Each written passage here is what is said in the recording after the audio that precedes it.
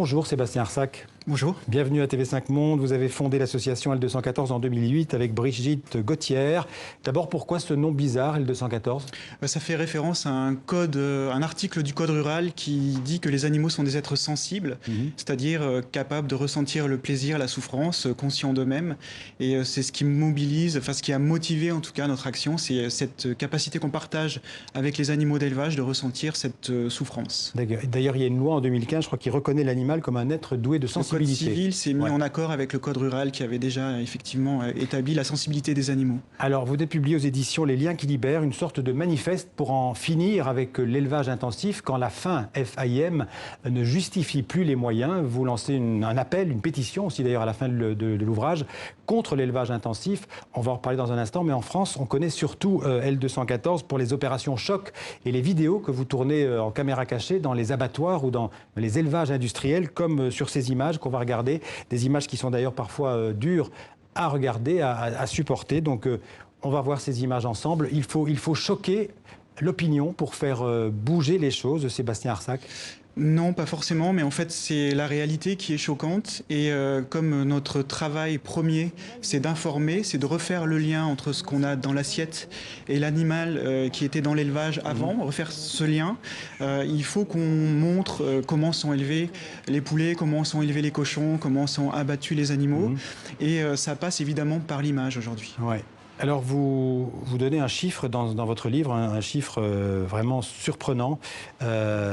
Combien d'animaux tués chaque jour dans les abattoirs en France ? 2400, c'est-à-dire que si 2400 à la minute. 2400 à la minute, 3 millions, plus de 3 millions d'animaux qui sont abattus chaque jour en 3 France. millions d'animaux abattus chaque jour en France. Oui, c'est difficile de se rendre compte. En fait, c'est incommensurable. On a plus de 800 millions de poulets, par exemple, 25 millions de cochons qui sont abattus pour nos appétits gargantuesques. Ouais. Vous avez commencé d'ailleurs par dénoncer le gavage des oies et des canards. C'était contre le foie gras, en fait, au début. Vous avez commencé comme ça ? Oui, c'est ça, tout à fait, avec Stop Gavage. Ouais.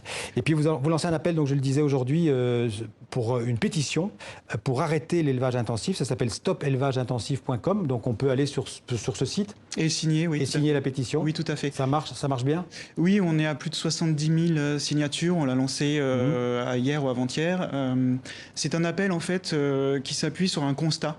C'est-à-dire qu'aujourd'hui, en France, la France est le premier pays européen d'élevage intensif. Ouais. Donc, c'est un peu loin de l'image d'Épinal qu'on peut avoir de l'élevage aujourd'hui. Et c'est 8 animaux sur 10 qui sont élevés dans des élevages intensifs, c'est-à-dire des élevages dans lesquels les animaux n'ont même pas accès à l'extérieur. Ouais. C'est-à-dire qu'ils naissent dans une usine, ils sont transportés dans un élevage, et jusqu'au jour de leur embarquement dans un camion pour l'abattoir, ils n'auront jamais mis une patte dehors. Ils n'auront jamais connu un rayon de soleil. Vous dites en fait que l'élevage intensif, c'est faire souffrir les animaux et faire souffrir la planète.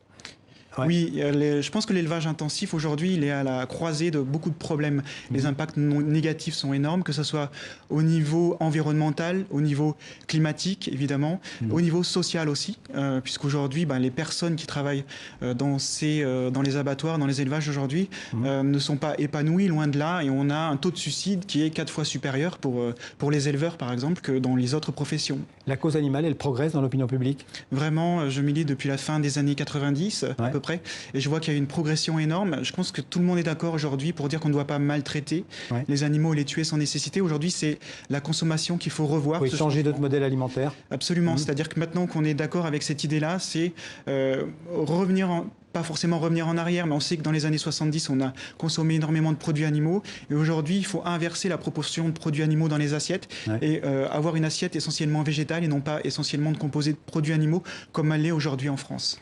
On a malheureusement peu de temps. Je rappelle le stopélevageintensif.com. Donc j'invite tous ceux qui nous regardent à y aller. Exactement. Si vous êtes opposé à l'élevage intensif, il faut qu'on crée un lobby citoyen pour faire changer les choses. Oui, et je rappelle donc le titre de votre livre, Quand la fin ne justifie plus les moyens, en finir avec l'élevage intensif. Merci beaucoup Sébastien Arsac d'être venu en parler dans le 64 minutes.